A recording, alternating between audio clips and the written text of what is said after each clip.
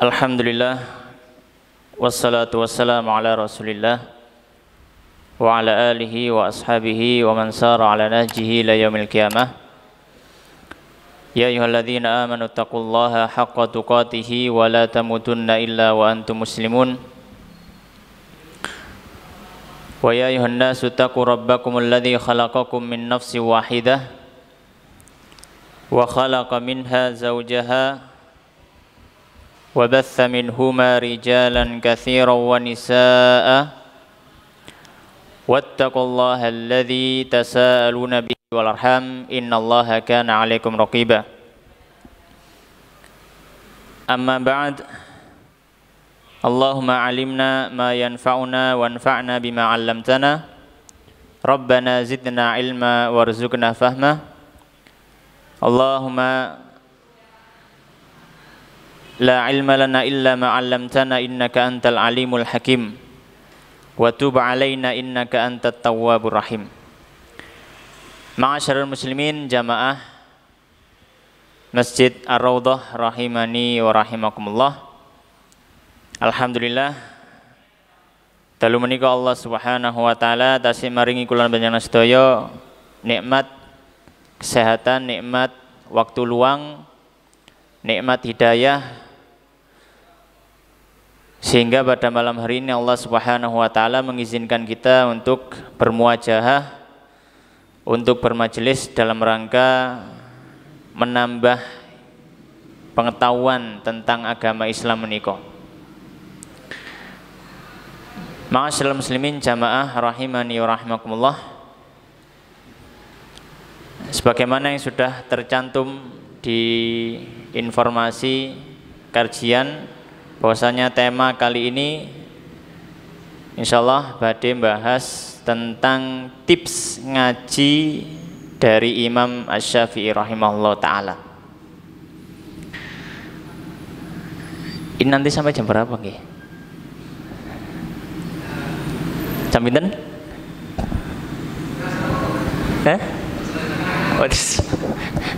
Ngantos jam 12 nggih. Biasanya jam pinten? Oh, setengah 10. Setengah 9 nggih insyaallah. Nggih. Mungkin sebelum dimulai mungkin perkenalan dulu nggih. Nggih nampi kula Danang. Sakniki kula tinggal ten Jombok Samben, Jombang. Aslinipun kula Mojokerto, cuma sanika kula tinggal ten Jombok nggih. Di lingkup kompleks Masjid Al-Buruj. Mbok menawi jenengan pas napa jenenge nglewati monggo mampir ten gubuk kula nggih. Insyaallah malam hari ini pembahasan kita adalah tips ngaji dari Imam Syafi'i rahimahullah ta'ala. Kita semua tidak ada yang tidak mengenal Imam Syafi'i. Imam Syafi'i merupakan salah satu ulama yang sangat-sangat terkenal. Hampir tidak ada seorang muslim pun hari ini di seluruh dunia yang mboten kenal Imam Syafi'i. Dan bahkan mazhab fikihnya niku menjadi yang diikuti oleh mayoritas penduduk Indonesia. Dan Imam Syafi'i rahimahullah ta'ala yang beliau niki memiliki perjalanan panjang dalam ngaji. Maka ketika Imam Syafi'i menyampaikan sebuah nasihat yang berhubungan dengan cara ngaji, niku sangat-sangat berpengaruh atau sangat-sangat memberikan efek kepada orang yang diberikan nasihat. Karena Imam Syafi'i ini ketika memberikan tips, memberikan wejangan terkhusus lagi dalam masalah tata cara ngaji, niku beliau boten cuma hanya omong dari apa yang beliau lihat atau apa yang beliau teliti, bukan, tapi memang apa yang beliau jalani. Karena Imam Syafi'i ini sosok yang luar biasa, yang mana beliau ini dalam proses ngajinya itu melalui beberapa tahap yang panjang. Imam Syafi'i, sebelum kita masuk kepada tips atau wasiat Imam Syafi'i masalah ngaji niki, kita hendaknya mengenal bagaimana sekilas mawon bagaimana Imam Syafi'i niki belajar. Imam Syafi'i lahir tahun 150 Hijriah. Ini saniki sampun 1443 Hijriah ya. Sekitar 1300 tahun yang lalu. Imam Syafi'i lahir tahun 1500 Hijriah dan wafat lahir tahun 150 Hijriah, wafat tahun 204 Hijriah. Dados umur Imam Syafi'i niki amung 54 tahun. Untuk umur yang bisa dikatakan pendek, Imam Syafi'i niki memiliki hasil ngaji yang luar biasa besar. Untuk umur yang relatif pendek nih, 54 tahun. Imam Syafi'i pertama kali niki mboten belajar apa-apa. Yang pertama kali beliau pelajari adalah Al-Qur'an. Beliau mengatakan hafidhul Qur'an wa ana ibnu sab'i sinin.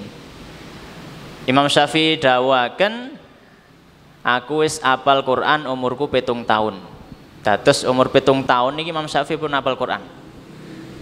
Insyaallah lari sakniki umur 7 tahun hafal berapa lagu nggih kira-kira? Hafalnya lagu nggih. Atau mungkin hafal film. Tapi Imam Syafi'i umur 7 tahun sudah hafal Quran. Kemudian Imam Syafi'i mengatakan wa hafidhul Muwatta wa ana ibnu 10 sinin. Dan ketika umur 10 tahun saya sudah hafal kitab Al-Muwatta. Kitab Al-Muwatta napa? Kitab Al-Muwatta niku kitab hadis karyanipun Imam Malik rahimahullah taala. Jadi di zamannya Imam Syafi'i bisa dikatakan satu-satunya kitab hadis yang ada dalam satu buku yang mencakup segala macam permasalahan fikih itu nggih kitab Muwatta. Saderenge enten Bukhari, Muslim, Abu Dawud, Nasai, Tirmidzi, Ibnu Majah dan seterusnya. Niku sing nulis pertama kali menggabungkan dalam satu kitab niku Imam Malik. Wonten kitab Al-Muwatta. Sampai sekarang juga masih ada, bisa kita pelajari. Jadi Imam Syafi'i memang sudah sejak kecil punya arah ke sana. Sejak kecil Imam Syafi'i ini sampun nggak ada arah untuk mendalami agama. Dan beliau tidak lepas dari ibunya. Dados sing ngarahaken niki ibu Imam Syafi'i. Maka Imam Syafi'i ketika umur 7 tahun sudah hafal Quran, umur 10 tahun sudah hafal Al-Muwatta. Kemudian Imam Syafi'i pertama-tama beliau belajar di antara gurunya yang pertama adalah Imam Malik rahimahullah taala. Dados beliau niki belajar ke Imam Malik rahimahullah taala, dan Imam Malik ketika itu menjadi ulama paling mumpuni dalam ilmu ten Madinah. Terus Imam Syafi'i rahimahullah taala beliau belajar yang pertama kali beliau belajar dari Imam Malik. Ya, beliau belajar dari Imam Malik. Beliau di sana karena madrasahnya Imam Malik ini madrasah hadis, maka di sana ya belajar hadis. Ya. Kemudian membaca hadis. Kemudian mengambil fikih dari hadis-hadis. Ya. Sebelum melanjutkan ke kisahnya Imam Syafi'i, perlu kita ketahui kondisi keilmuan pada zaman Imam Syafi'i ngaji niku santri niku dibagi kalih. Ada santri Hijaz, ada santri timur, Irak dan Iran, Khurasan. Ya. Sering disebut kalau santri Hijaz ini madrasatu ahlil hadis. Niku yang paling besar atau yang di puncaknya adalah Imam Malik rahimahullah ta'ala. Kalau yang bagian timur yaitu Irak, Iran, maka madrasah mereka sering disebut dengan istilah madrasah ahli ra'i, madrasah pemilik akal. Di puncaknya mereka adalah Imam Abu Hanifah rahimahullah ta'ala. Dua-duanya sama-sama ulama besar kaum muslimin. Imam Malik ulama di Madinah, Imam Abu Hanifah ulama di Irak. Kondisi ketika itu antara murid-muridnya Imam Malik kalian atau jebolannya madrasah Madinah kali jebolan madrasah murid-muridnya Imam Abu Hanifah niki mboten cocok, blas gak cocok. Ketemu ten pundi mawon enten debat. Ya. Orang ahli ra'i mengatakan orang ahli hadis, ya kalian itu adalah orang-orang yang mengikut hadis. Kalau ada masalah yang tidak ada hadisnya kalian tidak bisa jawab. Orang-orang ahli hadis mereka juga mencemooh orang-orang ahli ra'i. Mereka mengatakan kalian itu orang yang pakai akal dan nggak ngerti hadis sama sekali. Jadi itu berseteru, bertengkar. Tan pun di mawon panggeng ini entene debat mawon, mboten mari-mari. Maka datanglah Imam Syafi'i muda ini mengumpulkan ilmu dari ahli hadis, mengumpulkan ilmu dari ahli ra'i, dan akhirnya bisa mendamaikan keduanya. Tetes umurnya ini tasik ya, atau umurnya Imam Syafi'i hanya 54 tahun, tapi sudah bisa mendamaikan perseteruan ilmu atau intelektual Islam di zamannya. Ya, bisa mendamaikan. Jadi yang ahli hadis wis aja lolokan, aja ngelokno ahli ra'i juga gitu. Sudah jangan mengolok-olok. Karena sama-sama dibutuhkan. Kita butuh hadis karena itu adalah sumber dalil. Kita juga butuh akal karena ada permasalahan-permasalahan yang kita tidak ada hadis di situ, akhirnya kita menggunakan qiyas dan juga yang lain sebagainya. Jadi sudah jangan kita bertengkar. Ya. Ma'asyiral muslimin jamaah rahimani wa rahimakumullah. Kembali ke Imam Syafi'i, ketika Imam Syafi'i di Madinah, maka beliau pun belajar kepada Imam Malik. Maka karena Imam Malik niki adalah imamnya madrasah ahli hadis, ya tentu Imam Syafi'i akhirnya menguasai hadis. Ketika sudah selesai di Madinah, Imam Syafi'i berangkat ke Baghdad.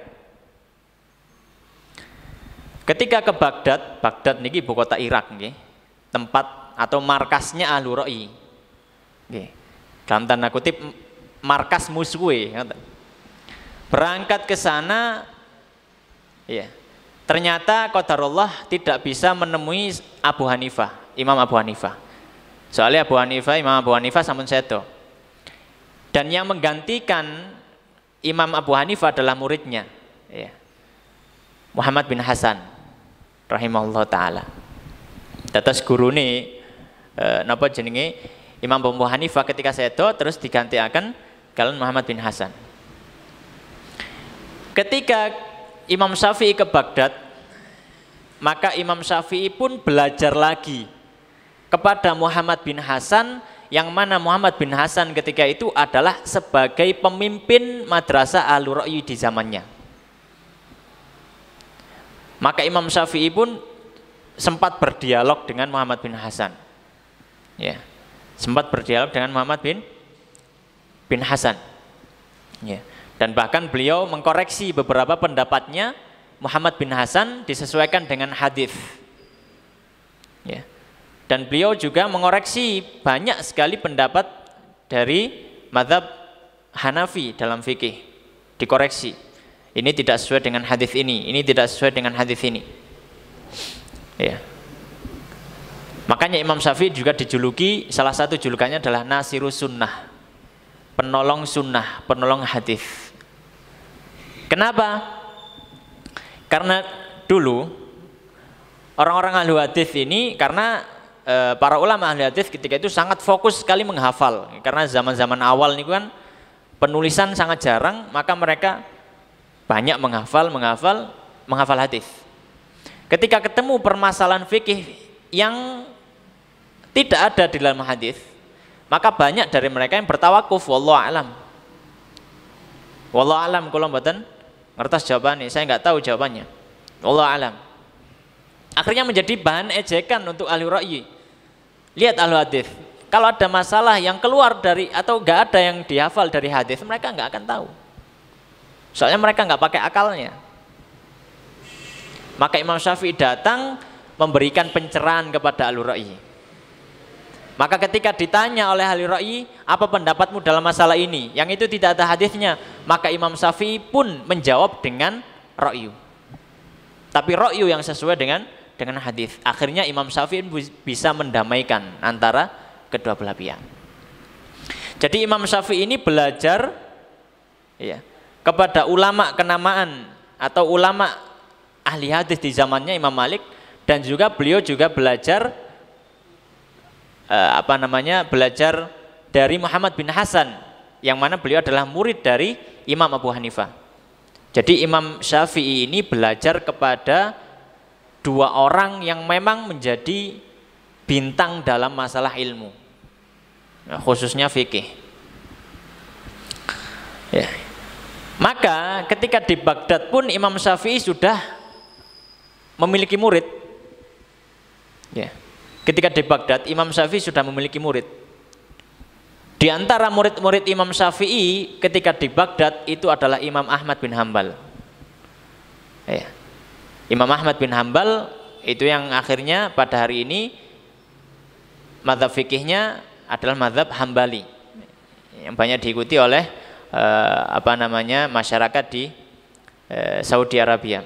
Kalau Indonesia Syafi'i, kalau Hanafi biasanya ke arah-arah India, Rusia itu Hanafi. Kalau Maliki di Maroko biasanya Maliki. Termasuk yang belajar kepada Imam Syafi'i ketika di Baghdad itu adalah Imam Ahmad bin Hambal. Dan banyak imam-imam yang lain yang belajar ketika di Baghdad kepada Imam Syafi'i. Dan akhirnya pun ketika Imam Syafi'i pindah ke Mesir, maka beliau memperbarui apa yang sudah pernah diajarkan di Baghdad. Dados ten Baghdad niki Imam Syafi'i belajar plus ngajar. Ya. Jadi makanya kalau dalam mazhab Syafi'i ada istilah qaul qadim, qaul jadid. Ada pendapat Imam Syafi'i yang lama, ada pendapat Imam Syafi'i yang baru, diperbarui. Kalau yang lama ini berarti Imam Syafi'i tasik ten Baghdad. Kalau yang baru berarti Imam Syafi'i sampun ten Mesir. Ya. Maka ma'asyiral muslimin jamaah rahimani wa rahimakumullah, ketika pindah ke Mesir, maka di sana Imam Syafi'i sudah mulai fokus belajar, fokus mengajar. Tapi meskipun beliau sudah mulai fokus mengajar, beliau mengatakan bahwasanya saya sangat menyesal ketika sampai Mesir, ternyata saat itu salah satu ulama besar di Mesir sudah wafat. Kalau seandainya ketika saya datang hari ini saat itu masih hidup, saya pasti akan duduk di majelisnya. Dados Imam Syafi'i niki cara pun dados ustadz, dados syekh, dados kiai niku tasik mburu ilmu. Nggih, mboten mandek. Jadi bukan berarti ketika beliau sudah mulai mengajar, beliau sudah ya wis mandek, sinaune wis mandek, mboten. Imam Syafi'i masih terus mengajar. Ya. Dan juga belajar. Ya. Maka Imam Syafi'i ketika di Mesir, ya, beliau hanya hidup sekitar 4 tahun ketika di Mesir. Dan 4 tahun itu cukup bagi beliau untuk memperbarui seluruh pendapatnya yang beliau rasa salah ketika di Baghdad dan sebelumnya. Jadi selama 4 tahun beliau memperbarui pendapat-pendapatnya. Ya. Dan kitab-kitab atau hasil ilmu dari Imam Syafi'i ketika di Mesir itu banyak, sampai hari ini alhamdulillah banyak yang masih ada manuskripnya dan dicetak, seperti contohnya kitab Al-Um, Ada juga Mukhtasar Al-Muzani. Muzani niku muridé Imam Syafi'i. Imam Muzani niku nek ngaji mboten meneng. Murid-muridnya Imam Syafi'i itu kalau ngaji mereka bawa catatan, Imam Syafi'i ngomong ditulis. Semuanya ditulis. Imam Syafi'i wafat, tulisannya niku wau diajaraken ten murid-muridé. Maka muncul dua mukhtasar yang terkenal, namanya ada Mukhtasar Al-Muzani, ada namanya Mukhtasar Al-Buaiti. Al-Buaiti niki muridnya Imam Muzani, Al-Buaiti ini muridnya Imam Syafi'i, dan Al-Muzani juga muridnya Imam Syafi'i. Jadi kitabnya Imam Buaiti dan Imam Muzani ini adalah hasil dari apa yang disampaikan oleh Imam Syafi'i pas ngaji. Dan Imam Syafi'i sendiri punya kitab juga, namanya kitab Al-Um, kita sudah sering mendengar. Nah, kitab Al-Um itu juga yang nulis juga muridnya. Makanya kalau dalam kitab Al-Um itu kita sering dapatkan qala Syafi'i. Padahal itu tulisannya Imam Syafi'i lah, pokok Imam Syafi'i nulis qala Syafi'i, berkata Imam Syafi'i. Karena yang nulis itu adalah muridnya Rabi bin Sulaiman. Ya. Rabi bin Sulaiman niku dikene nulis kali Imam Syafi'i, tulisan ditulis kali Imam Syafi'i. Akhirnya jadilah kitab Al-Um. Padahal awal mulanya Rabi bin Sulaiman ini murid sing paling angel di urui. Pokoknya paling berat Imam Syafi'i. Bahkan Imam Syafi'i mengatakan, kalau saya bisa menyuapkan kepadamu wahai Rabi, ilmu ini sesuap demi sesuap pasti saya lakukan. Ya. Di awal belajarnya Rabi bin Sulaiman ini sangat sulit belajar nih, angel nyantole. Tapi tadi ternyata ketika Imam Syafi'i wafat, beliau punya jasa besar menghimpun kitab Al-Um tadi. Baik, ma'asyiral muslimin jamaah rahimani rahimakumullah. Nggih. Niku mukadimah nggih. Insyaallah kita masuk ke pembahasan utama. Pembahasan utama pada malam hari ini adalah tentang wasiat Imam Syafi'i rahimahullahu ta'ala, atau tentang tips belajar dari Imam Syafi'i rahimahullahu ta'ala.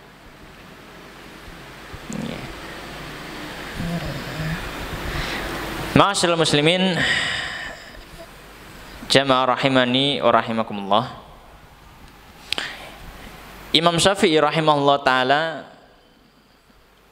itu punya pandangan sendiri dalam masalah ilmu. Imam Syafi'i punya pandangan tersendiri dalam masalah ilmu.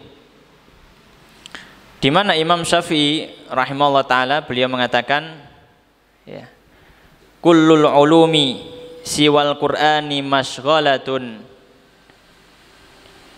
illal haditha wal fiqha fid din wal ilmu ma kana fihi haddatsana wa ma siwa dzaka waswasus syayatin. Ya. Jadi yang akan kita sampaikan insyaallah dari syairnya Imam Syafi'i. Ya. Imam Syafi'i rahimahullah ta'ala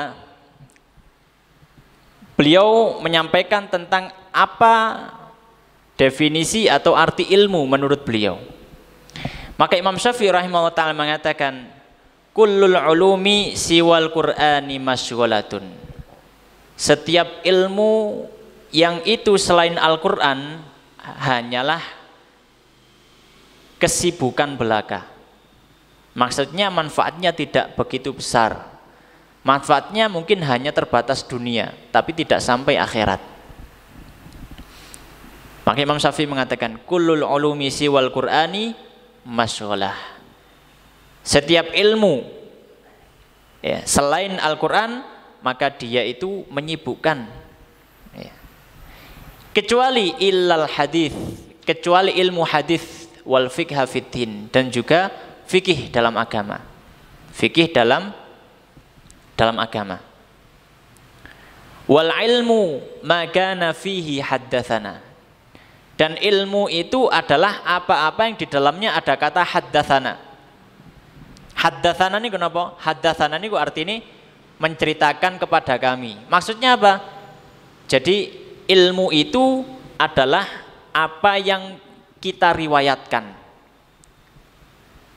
Nek cara sakniki niku ilmu itu ada referensi. Kita dapatnya dari mana?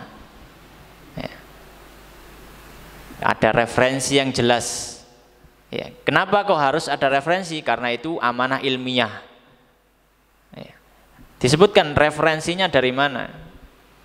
Ya. Kamu mengatakan ini hadis, mana referensinya? Mengatakan ini Quran, mana referensinya? Ya. Perkataan ulama ini mana referensinya? Ya. Kemudian Imam Syafi'i mengatakan wa ma siwa dzaka waswasus syayatin, dan selain itu semuanya adalah waswas dari syaitan. Ya. Karena kalau tidak bisa menyebutkan dari mana asal kamu berkata demikian, maka bisa jadi itu berasal dari hawa nafsunya, berasal dari dirinya sendiri, tanpa dia belajar kepada guru atau tanpa dia merujuk kepada referensi. Ya.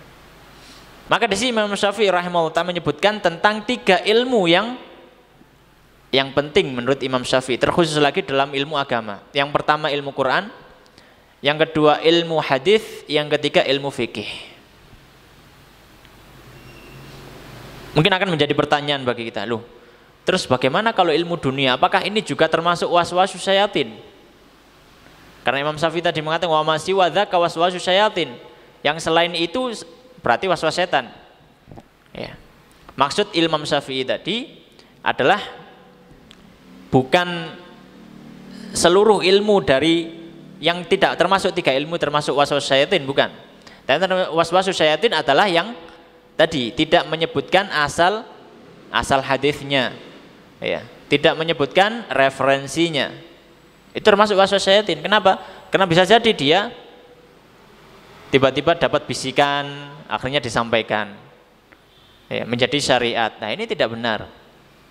Dapat mimpi, kemudian jadi syariat. Nah ini tidak benar. Ya.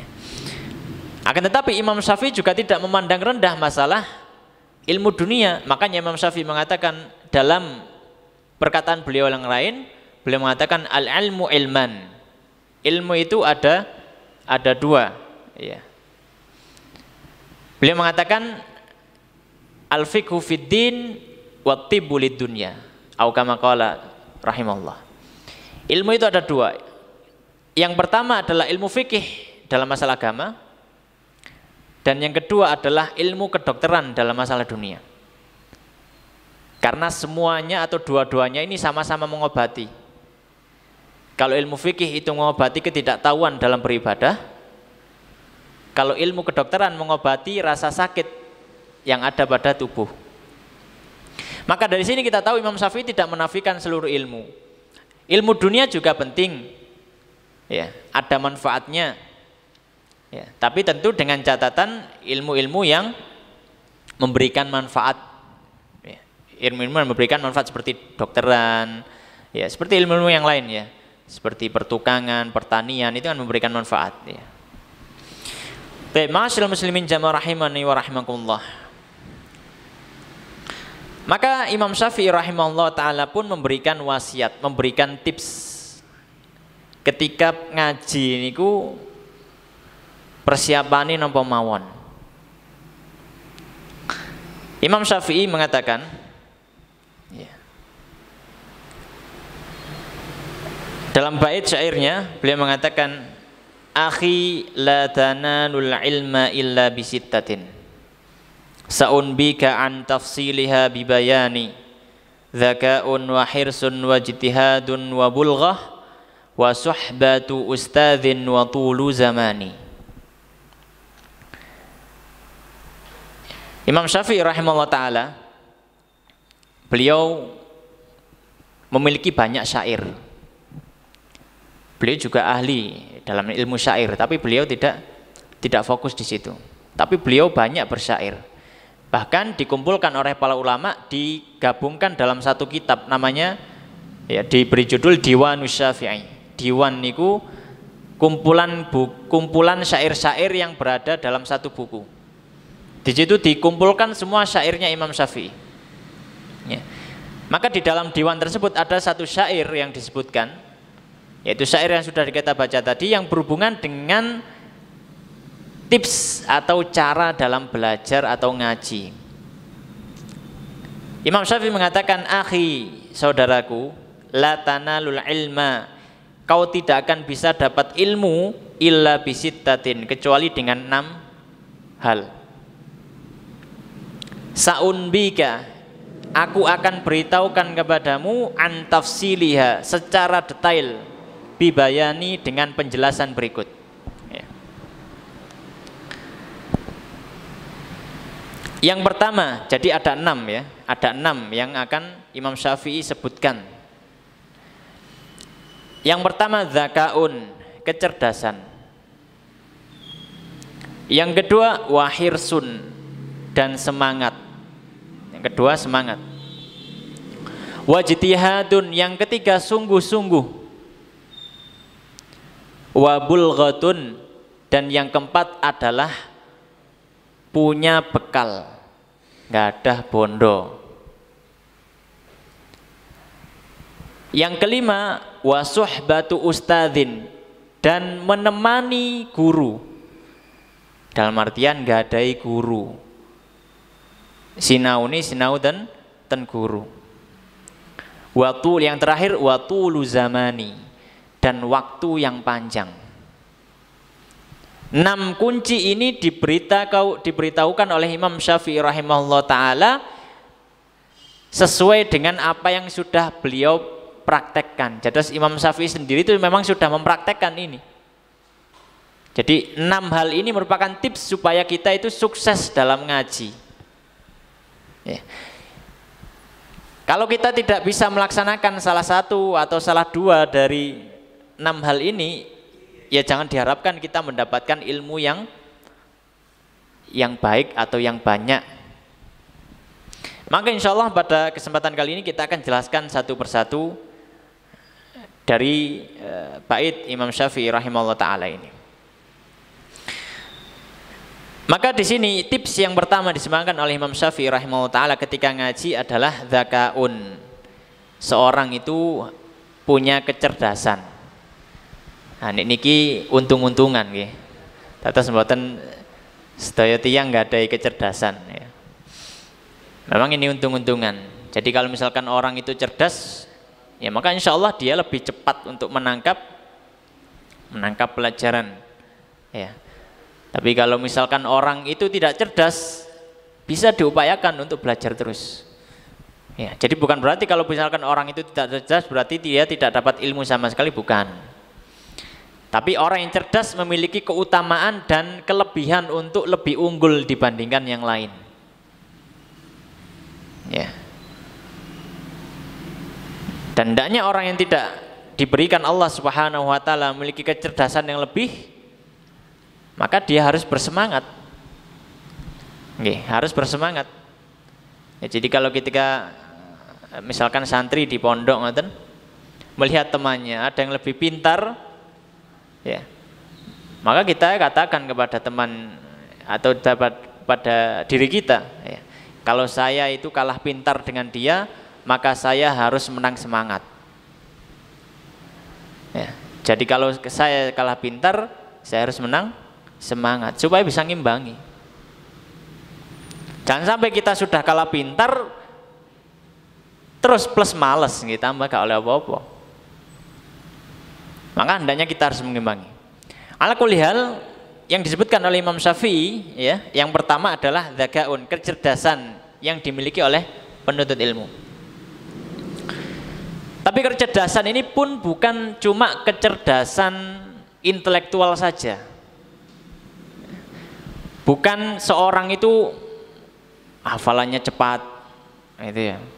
Apa namanya? Ketika dijelaskan sekali sudah paham. Bukan cuma itu, kecerdasan itu. Ya, kecerdasan itu juga termasuk di dalamnya kecerdasan rohani, kecerdasan spiritual. Karena percuma orang cerdas tapi spiritualnya tidak cerdas, akhirnya jadi seperti orang Yahudi. Ya. Makanya Rasulullah sallallahu alaihi wasallam menyebutkan al-kayyisu man dana nafsahu wa amila lima ba'dal maut. Orang yang cerdas itu adalah orang yang dana nafsahu. Dia menghitung-hitung amalnya, menghitung-hitung dirinya, bermuhasabah, wa amila lima ba'dal maut, dan dia mengamalkan amalan untuk bekal akhiratnya. Ini termasuk cerdas juga. Meskipun tidak cerdas dalam tanda kutip secara intelektual, tapi dia cerdas secara spiritual. Karena dengan kecerdasannya dia sadar bahwasanya oh saya hidup di dunia ini bukan untuk dunia, tapi saya hidup di dunia untuk akhirat. Ini cerdas. Makanya ucapan Imam Syafi'i dzakaun itu bukan hanya kecerdasan intelektual saja, termasuk juga kecerdasan rohani, kecerdasan spiritual. Dia dapat ilmu sedikit, dia amalkan. Itu cerdas. Dibandingkan orang yang hafalannya banyak, dapat ilmu banyak, tapi dia malas ngamalkan. Ini cerdas secara intelektual, tapi spiritualnya tidak cerdas.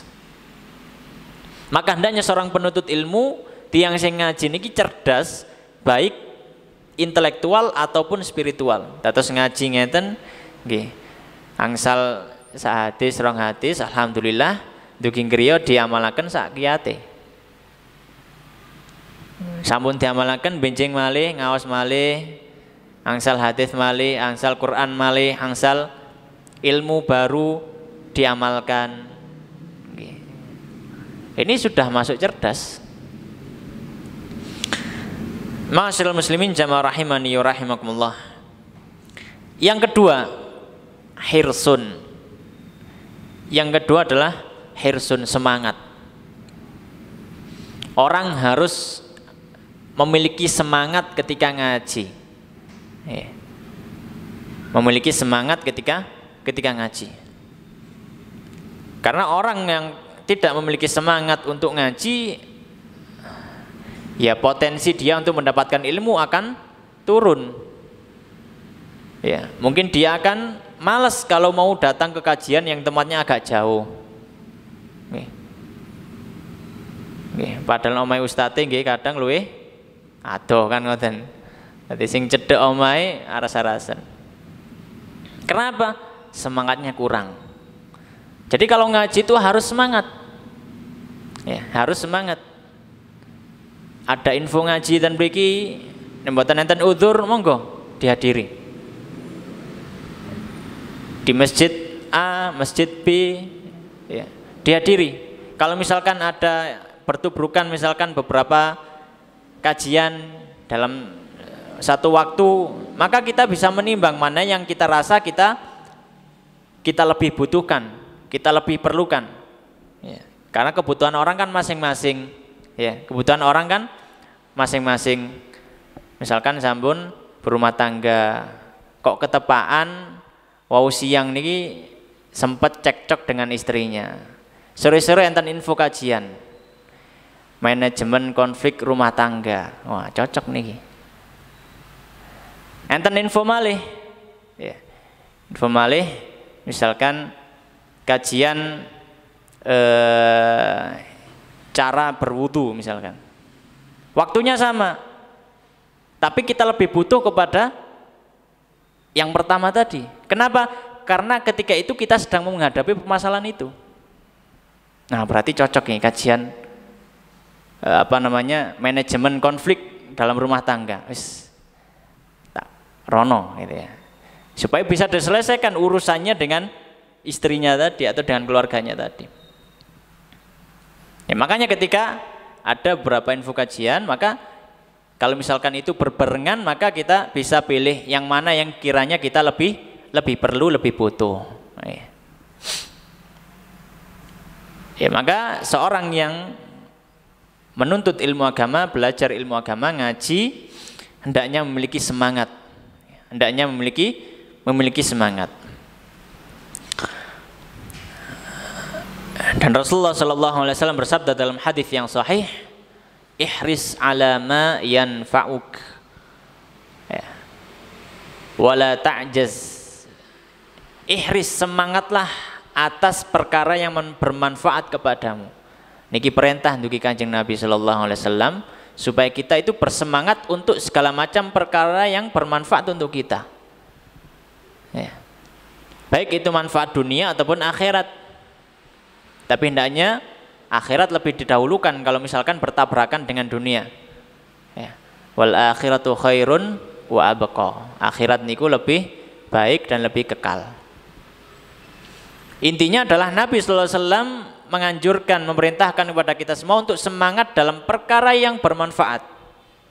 Jadi orang muslim itu harus produktif, jangan malas. Wala ta'jaz. Maka Rasulullah kemudian menyebutkan, dan jangan kamu lemah. Ya. Jangan kamu lemah. Kemudian yang ketiga, tips yang disampaikan oleh Imam Syafi'i yang ketiga adalah wajtihadun, dan bersungguh-sungguh. Ngaji ini temenan. Ngaji ini apa? Temenan. Tidak bermain-main. Ya. Tidak bermain-main. Jadi ketika datang kajian, ya, misalkan kajiannya taruhlah kajian kitab gitu ya. Kitab nopo ngoten. Kalau misalkan kita bisa berbahasa Arab, ya afdal kita beli kitabnya langsung. Ya, kita bisa bahasa Arab, kita beli kitabnya, setiap kali ngaji kita catat, ya, kita berikan catatan dan kitab niku. Nah nanti kan kitabnya jadi kotor, jadi banyak coretannya, loh niku sing dideleki malahan. Kalau kitabnya bersih itu kan menunjukkan memang jarang dipelajari. Tapi kalau terlihat coret-coretan gitu, nah itu malah yang afdol niku kitab yang seperti itu. Atau misalkan kita tidak bisa berbahasa Arab, maka kita kalau misalkan cari di toko-toko, di toko online, kalau misalkan ada terjemahannya kita beli terjemahan. Ya. Nggak masalah, namanya belajar. Ya. Kemudian juga termasuk bentuk kesungguhan adalah mencatat apa yang disampaikan, poin-poinnya. Ya, ini termasuk juga kesungguhan dalam ngaji atau dalam belajar, ya, supaya memang ilmu itu bisa tersimpan. Ya. Oleh karena dalam satu syair disebutkan, ya, al-ilmu saydun wal kitabatu qaiduhu. Ilmu niku ibarat seperti hewan buruan, wal kitabatu, dan menulis itu adalah sayyidu, wal kitabatu qaiduhu, dan menulis itu adalah cara menangkapnya. Ya. Qayyid sayyidaka bihablin wathikin. Ya. Maka ikatlah hewan buruanmu dengan tali yang kuat.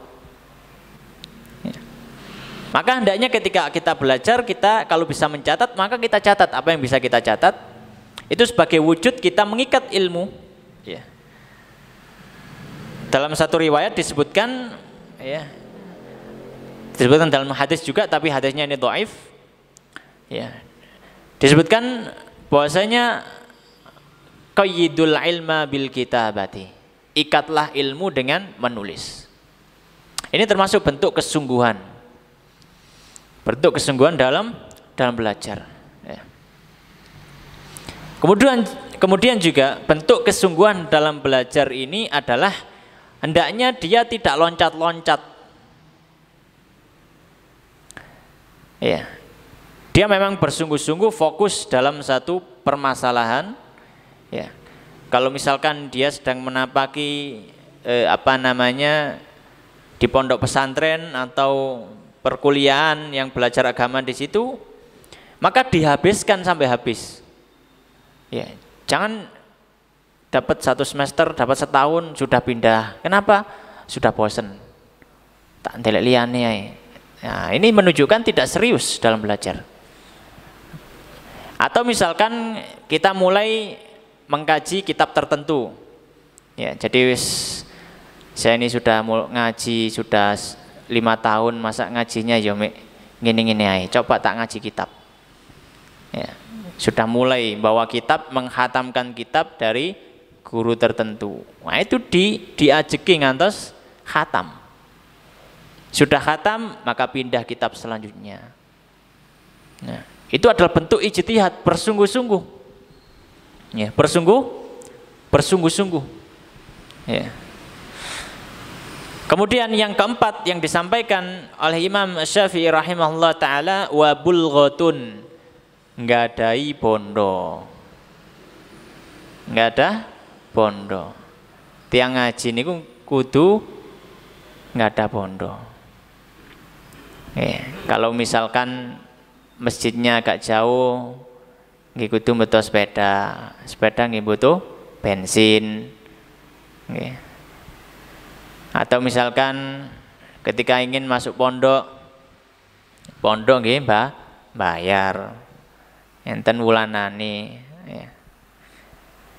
Kemudian misalkan alhamdulillah pondoknya gratis, pondoknya gratis, kitabe tuku dhewe.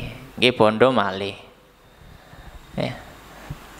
Intinya adalah bahwasanya kalau seorang ingin belajar maka dia harus memiliki biaya. Punya biaya, ya. Kalau nggak ada biaya ya diusahakan ada biaya. Ya. Bahkan dikisahkan oleh para ulama terdahulu, ya, diceritakan bahwasanya Imam Malik itu sampai menjual tiang rumahnya, emperane griya Imam Malik ini didol damel napa? Damel perjalanan untuk mencari hadis. Ya. Ini zaman biyen nggih ngedol cagak nggih. Nek sakniki napa sing didol HP mungkin nggih. HP ini didol damel belajar. Ya. Dan banyak kisah para ulama yang mereka mencontohkan bahwasanya memang ilmu ini adalah sesuatu yang memang butuh kepada harta. Ya. Kalau misalkan dia mau belajar ilmu hadis itu ya dia harus belajar mencari guru rihlah. Rihlah juga butuh biaya kendaraannya, ya. Kemudian juga belum makannya sehari-harinya bagaimana. Ya, maka mau nggak mau memang harus ada biaya yang dikeluarkan. Sedikit atau banyak memang harus ada biaya yang dikeluarkan. Ya, ya minimal adalah biaya untuk beli buku. Kalau misalkan seorang itu adalah seorang yang belajar di pesantren misalkan, minimal biaya untuk beli buku. Ya. Bulghatun. Yang keempat adalah kunci atau tips dalam ngaji, dia harus memiliki bekal. Ya, dia harus memiliki bekal. Dan terkadang ya, sebenarnya kita memiliki bekal, ya, tapi kita juga memiliki alasan. Ada ngoten. Asli nek dienenaken nggih asline enten. Cuma karena kita mungkin beralasan dengan ini lebih penting, ini lebih mendesak, ini lebih diutamakan. Akhirnya ya bekal untuk belajar tadi ya dimasukkan nomor urutan kesekian. Ya. Maka hendaknya ketika seorang memang sudah mantap untuk belajar, ya, maka dia tetap upayakan untuk memiliki harta yang bisa dia infakkan untuk belajarnya. Kemudian yang kelima, wa suhbatu ustadzin, dan menemani guru. Dalam artian ini nggadai guru, mboten belajar piyambak. Ya. Start awal orang harus punya guru. Start awal dalam jenis ilmu apapun. Misalkan dia belum pernah belajar hadis. Untuk pertama kali belajar hadis dia harus belajar ke guru dulu.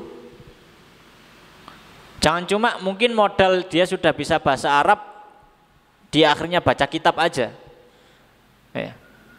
Kemudian dia langsung belajar dari buku. Padahal dia belum pernah sama sekali mempelajari ilmu hadis dari seorang guru. Atau mungkin belajar ilmu tafsir. hanya berbekal dengan berbahasa Arab, kemudian dia langsung belajar tafsir dari kitab, maka kata Imam Syafi'i itu tidak akan berhasil. Makanya pepatah mengatakan, man kana kitabuhu syaikhuhu fakana khata'uhu aktsaru min shawabihi. Orang itu kalau gurunya adalah bukunya, maka salahnya lebih banyak daripada benarnya. Kok bisa? Iya, karena buku itu tidak bisa memberikan penjelasan lebih lanjut. Buku itu kalau menyebutkan A, G, A, paham gak paham, G kudu A. Nah, kita tahu dari mana bahwasanya A itu maksudnya adalah seperti ini, seperti itu. Ya kalau tidak ada guru ya tidak akan paham. Karena buku itu hanya menyebutkan kalimat-kalimat yang memang sudah paten, tidak bisa dirubah lagi. Yang bisa menjelaskan lebih lanjut adalah gurunya. Makanya pepatah mengatakan seperti itu. Kalau gurunya itu adalah bukunya, ya kesalahannya lebih besar daripada atau lebih banyak daripada benarnya. Makanya ketika kita belajar, upayakan kita belajar dari seorang guru. Taruhlah meskipun kita sudah mumpuni dalam berbahasa Arab misalkan, ya, maka tetap kalau misalkan kita ingin mempelajari satu jenis ilmu tertentu, misalkan ingin belajar hadis, ingin belajar fikih, ingin belajar tafsir, ya, atau membaca Al-Quran, maka tetap kembali kepada guru untuk sebagai modal. Start awalnya di situ. Nanti kalau memang sudah cukup lama, maka sudah mulai kita bisa untuk melihat referensi-referensi yang lebih luas. Jadi seperti itu proses belajar. Ya. Jadi dari buku yang tipis-tipis, yang kecil-kecil, kemudian baru yang lumayan, kemudian baru yang besar, ya. Dan demikian. Jadi Imam Syafi'i mengatakan suhbatu ustad, menemani ustad. Ya. Harus ada guru. Itu pun yang sudah dipraktekkan oleh Imam Syafi'i. Imam Syafi'i ketika melihat ada orang yang bisa dia belajar darinya, belajar. Di Madinah ketemu Imam Malik, beliau belajar. Ketika di Baghdad, beliau itu sudah jadi guru di Baghdad. Terus ketemu Muhammad bin Hasan, belajar kepada Muhammad bin Hasan. Bahkan ketika di Mesir, ada seorang ulama yang menjadi pemimpin Mesir di zaman itu, yaitu Sa'ad tadi itu, ya, ternyata sudah meninggal. Imam Syafi'i mengatakan kalau seandainya Sa'ad hidup, saya pasti juga akan belajar pada Sa'ad. Padahal Imam Syafi'i ketika itu muridnya sudah banyak. Bahkan muridnya bukan sekelas ecek-ecek, muridnya itu seperti Imam Ahmad bin Hambal. Ya, tapi beliau masih semangat untuk mau belajar kepada seorang guru. Ya. Jadi memang ini adalah nasihat yang muncul bukan hanya dari ucapan yang kosong, tapi memang sudah pernah dipraktekkan dan dilaksanakan oleh Imam Syafi'i rahimahullah ta'ala. Kemudian yang terakhir, watulu zamani. Yang terakhir adalah tulu zaman, panjangnya waktu. Panjangnya waktu. Ngaji niku proses. Ngaji niku proses, mboten saged ngaji setahun 2 tahun langsung saged menjawab semua pertanyaan, itu mustahil. Kalau misalpun bisa menjawab, maka bisa jadi jawabannya itu tidak dilandaskan dengan ilmu. Ya, butuh waktu yang lama untuk belajar. Ya. Sebagaimana Nabi SAW juga mengajarkan Al-Quran kepada para sahabat, itu bukan waktu yang pendek, 23 tahun. 23 tahun. Sepanjang hidup Nabi niku ngajari para sahabat Al-Quran. Itu selama 23 tahun. Belajar dan juga mengajarkan ilmu. Ya. Maka mempelajari ilmu ini tidak sesuatu yang instan, ya. Meskipun di zaman yang serba instan hari ini, ya, tapi tetap waktu itu adalah suatu hal yang diperlukan untuk semakin dalam memahami ilmu. Ya. Maka tentu hendaknya kita berintrospeksi, kita melihat muhasabah.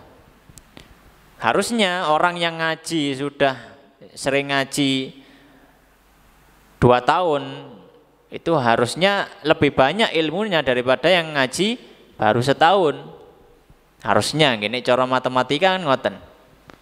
Kan semakin sering kan berarti semakin banyak. Orang yang sudah ngaji 3 tahun harusnya lebih banyak yang didapat daripada orang yang baru ngaji 2 tahun.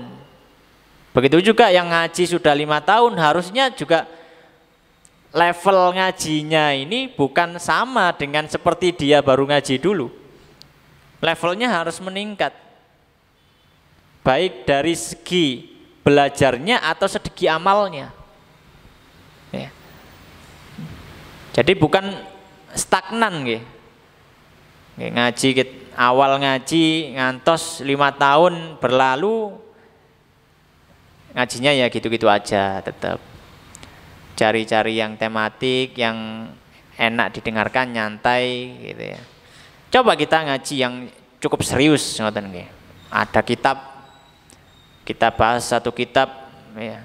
Gurunya bawa kitab, muridnya bawa kitab, gurunya menyampaikan, mengartikan, kemudian ditulis gitu ya. Seperti ngajinya para para santri dan kiai dulu kan seperti itu.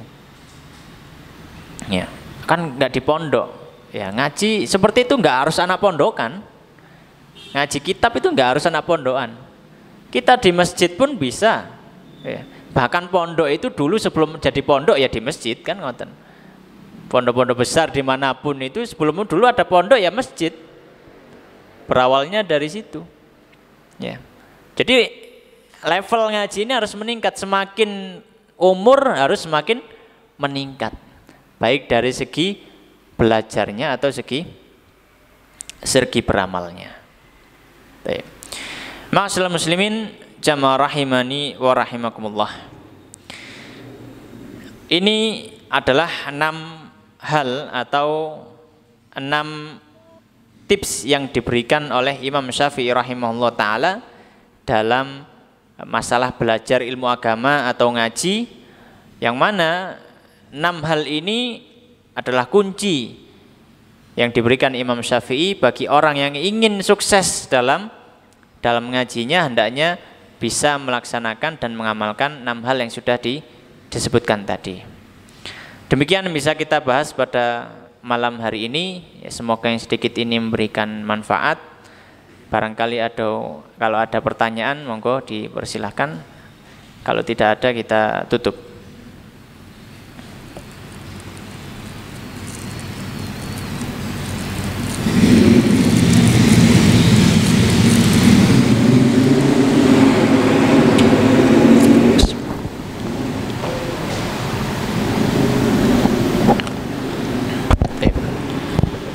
Kalau tidak ada, maka kita cukupkan sampai di sini. Mugi-mugi kang sekedhik menika saged maringi manfaat dhumateng kula panjenengan sedaya. Aku qouli hadza wa astaghfirullah li wa lakum.